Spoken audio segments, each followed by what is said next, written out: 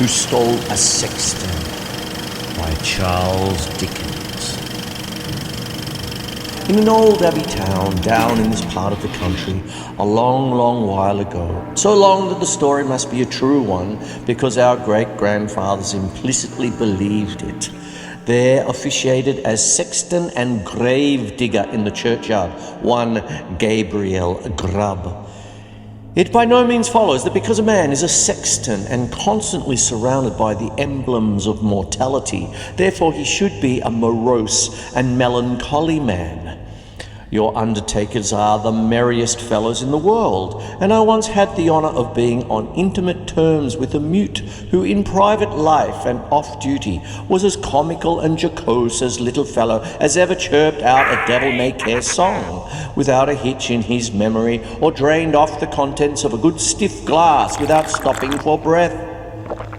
But notwithstanding these precedents to the contrary, Gabriel Grubb was an ill-conditioned, cross-grained, surly fellow, a morose and lonely man, who consorted with nobody but himself and an old wicker bottle which fitted into his large, deep waistcoat pocket, and who eyed each merry face as it passed him by, with such a deep scowl of malice and ill humour as it was difficult to meet without feeling something the worse for.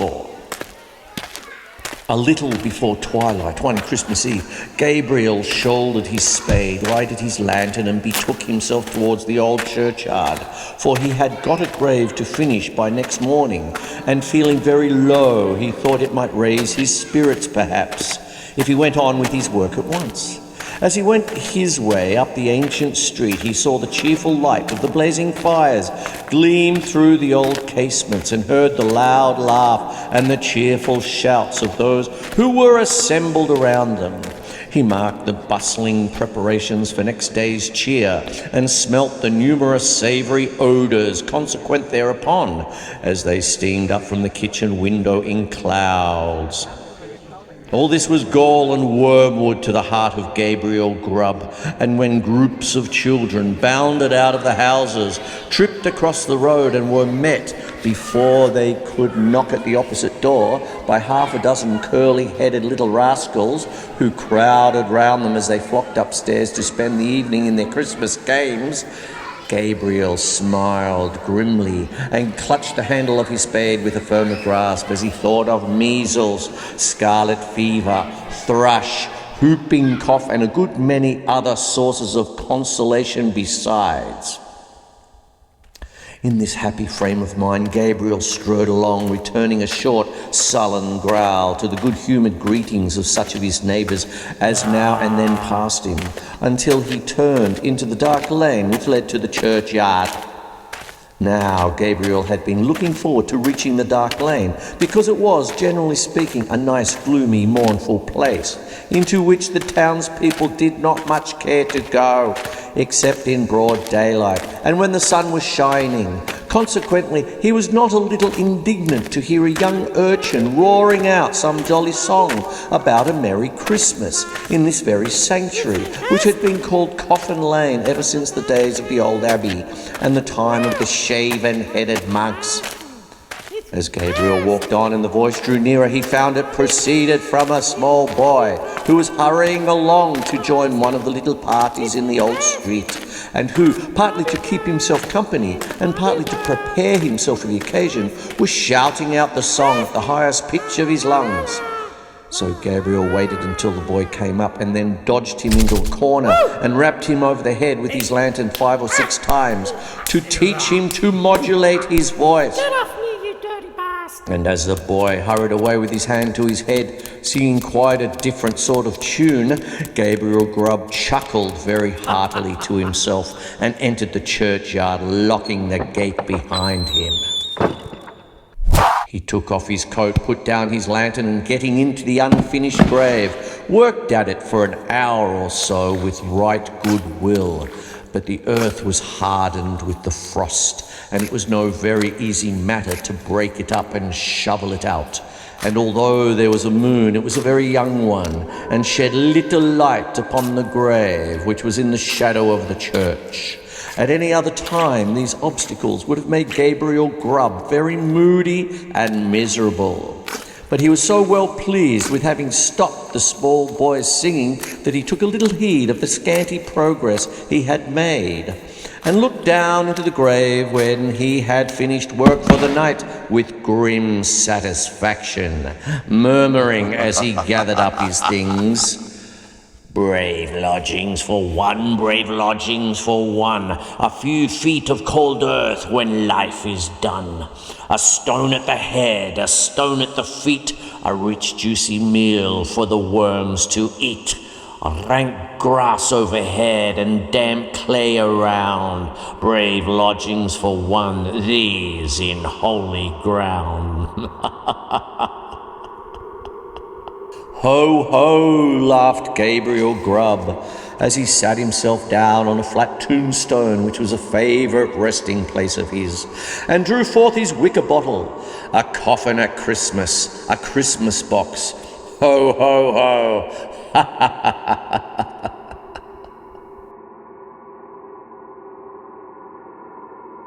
"Ho, ho, ho," repeated a voice which sounded close behind him. Gabriel paused in some alarm in the act of raising the wicker bottle to his lips and looked round. The bottom of the oldest grave about him was not more still and quiet than the churchyard in the pale moonlight. The cold hoar frost glistened on the tombstones and sparkled like rows of gems among the stone carvings of the old church. The snow laid hard and crisp upon the ground and spread over the thickly strewn mounds of earth, so white and smooth a cover that it seemed as if corpses lay there, hidden only by their winding sheets. Not the faintest rustle broke the profound tranquillity of the solemn scene. Sound itself appeared to be frozen up, all was so cold and still. "It was the echoes," said Gabriel Grubb, raising the bottle to his lips again. "It was not."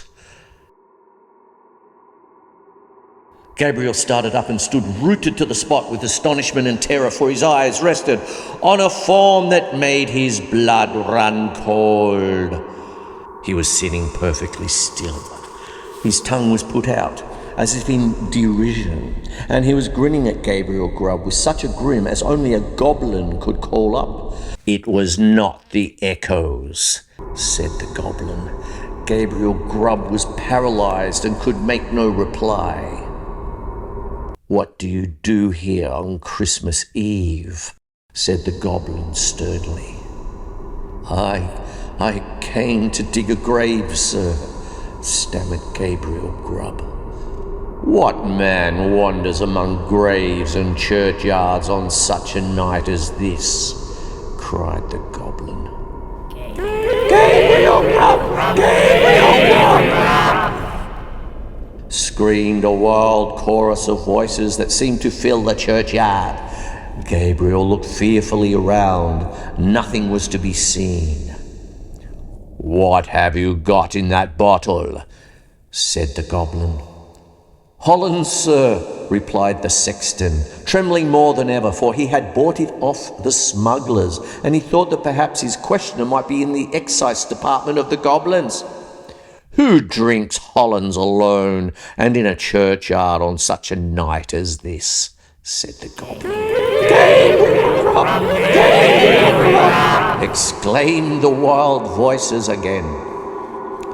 The goblin leered maliciously as the terrified Sexton, and then raising his voice exclaimed, "And who then is our fair and lawful prize?" "Gabriel Grubb! Gabriel Grubb!" The goblin grinned a broader grin than before as he said, "Well, Gabriel, what do you say to this?" The sexton gasped for breath. "What do you think of this, Gabriel?" said the goblin, kicking up his feet in the air on either side of the tombstone and looking at the turned-up points with as much complacency as he had been contemplating the most fashionable pair of Wellingtons in all Bond Street. It's very curious, sir," replied the sexton, half dead with fright. "Very curious and very pretty, but I think I'll go back and finish my work, sir, if you please." "Work? What work?" "The grave, sir, making the grave," stammered the sexton. "Oh, the grave, eh?" said the goblin, who makes graves at a time when all other men are merry and takes a pleasure in it. Again the mysterious voices replied, "Gabriel Grubb! Gabriel Grubb! I'm afraid my friends want you, Gabriel," said the goblin, thrusting his tongue further into his cheek than ever, and a most astonishing tongue it was. "I'm afraid my friends want you, Gabriel," said Gabriel Grubb. "Under favour, sir," replied the horror-stricken sexton. "I don't think they can, sir. They don't know me, sir. I don't think the gentlemen have ever seen me, sir." "Oh, yes, they have," replied the goblin. "We know the man with the sulky face and grim scowl that came down the street tonight, throwing his evil looks at the children and grasping his burying spade the tighter. We know the man who struck the boy in the envious malice of his heart because the boy could be merry and he could not. We know him. We know him." Here, the goblin gave a loud, shrill laugh.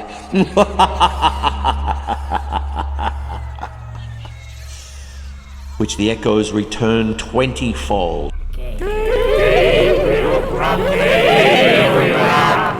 And throwing his legs up in the air, stood upon his head, or rather upon the very point of his sugar loaf hat, on the narrow edge of the tombstone, whence he threw a somerset with extraordinary agility right to the sexton's feet, at which he planted himself in the attitude in which tailors generally sit upon the shop-board.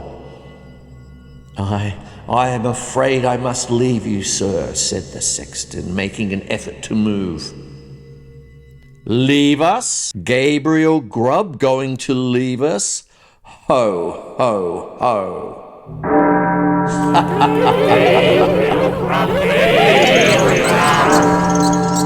As the goblin laughed, the sexton observed for one instant a brilliant illumination within the windows of the church, as if the whole building were lighted up. It disappeared, the organ pealed forth a lively air, and whole troops of goblins, the very counterpart of the first one, poured into the churchyard and began playing at leapfrog with the tombstones, never stopping for an instant to take breath, but overing the highest among them, one after the other, with the most marvellous dexterity. The first goblin was a most astonishing leaper, and none of the others could come near him. Even in the extremity of his terror, the sexton could not help observing that while his friends were content to leap over the common-sized gravestones, the first one took the family vaults, iron railings and all, with as much ease as if they had been so many street posts. At last, the game reached to a most exciting pitch. The organ played quicker and quicker, and the goblins leaped faster and faster, coiling themselves up, rolling head over heels upon the ground and bounding over the tombstones like footballs. The sexton's brain whirled round with the rapidity of the motion he beheld, and his legs reeled beneath him as the spirits flew before his eyes, when the goblin king, suddenly darting towards him, laid his hand upon his collar and sank with him through the earth.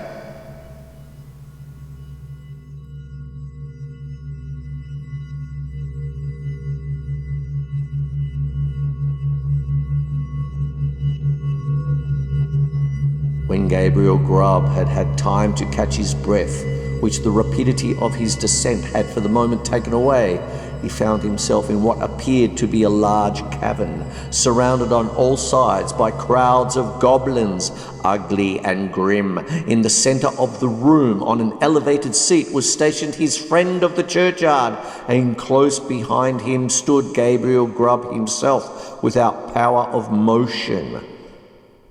"Cold tonight," said the king of the goblins. "Very cold. A glass of something warm, here." At this command, half a dozen officious goblins, with a perpetual smile upon their faces, whom Gabriel Grubb imagined to be courtiers on that account, hastily disappeared and presently returned with a goblet of liquid fire, which they presented to the king. "Ah!" cried the goblin, whose cheeks and throat were transparent as he tossed down the flame. "This warms one indeed. Bring a bumper of the same for Mr. Grubb." It was in vain for the unfortunate Sexton to protest that he was not in the habit of taking anything warm at night. One of the goblins held him while another poured the blazing liquid down his throat. The whole assembly screeched with laughter as he coughed and choked and wiped away the tears which gushed plentifully from his eyes after swallowing the burning draught. "And now," said the king, fantastically poking the taper corner of his sugarloaf hat into the sexton's eye, and thereby occasioning him the most exquisite pain. "And now show the man of misery and gloom a few of the pictures from our own great storehouse." As the goblin said this, a thick cloud which obscured the remoter end of the cavern rolled gradually away and disclosed, apparently at a great distance, a small and scantily furnished but neat and clean apartment. A crowd of little children were gathered round a bright fire, clinging to their mother's gown and gambolling around her chair. The mother occasionally rose and drew aside the window curtain as if to look for some expected object. A frugal meal was placed near the fire. A knock was heard at the door. The mother opened it, and the children crowded round her and clapped their hands for joy as their father entered. He was wet and weary, and shook the snow from his garments as the children crowded round him, and seizing his cloak, hat, stick and gloves with busy zeal, ran with them from the room. Then, as he sat down to his meal before the fire, the children climbed about his knee, and the mother sat by his side, and all seemed happiness and comfort. But a change came upon the view. Almost imperceptibly, the scene was altered to a small bedroom where the fairest and youngest child was dying. The roses had fled from his cheek and the light from his eye, and even as the sexton looked upon him with an interest he had never felt or known before, he died. His young brothers and sisters crowded round his little bed and seized his tiny hand, so cold and heavy, but they shrank back from its touch and looked with awe on his infant face, for calm and tranquil as it was, and sleeping in rest and peace, as the beautiful child seemed to be, they saw that he was dead, and they knew that he was an angel looking down upon and blessing them from a bright and happy heaven. Again, the light cloud passed across the picture, and again the subject changed. The father and mother were old and helpless now, and the number of those about them was diminished more than half. But content and cheerfulness sat on every face, and beamed in every eye as they crowded round the fireside, and told and listened to old stories of earlier and bygone days. Slowly and peacefully the father sank into the grave, and soon after the sharer of all his cares and troubles followed him to a place of rest.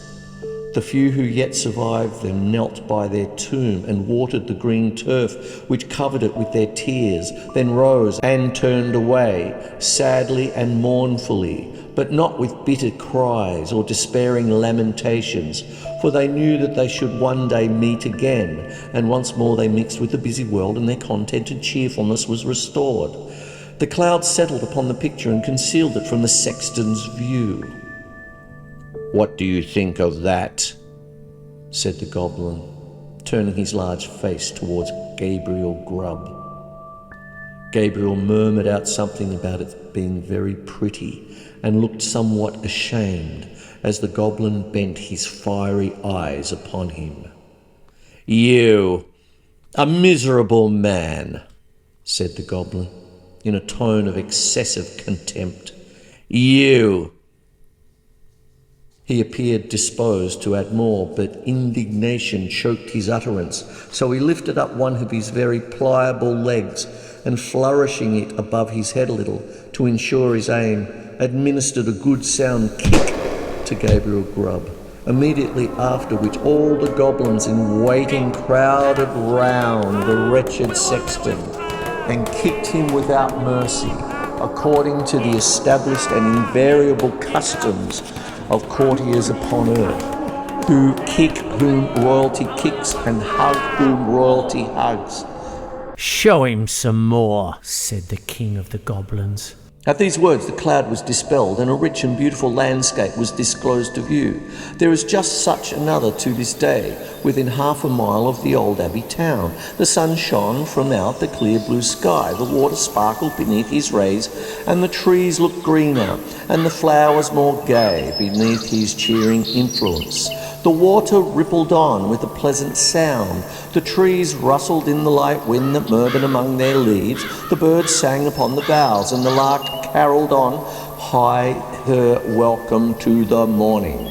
Yes, it was morning, the bright, balmy morning of summer. The minutest leaf, the smallest blade of grass, was instinct with life. The ant crept forth to her daily toil. The butterfly fluttered and basked in the warm rays of the sun. Myriads of insects spread their transparent wings and revelled in their brief but happy existence. Man walked forth, elated with the scene, and all was brightness and splendour.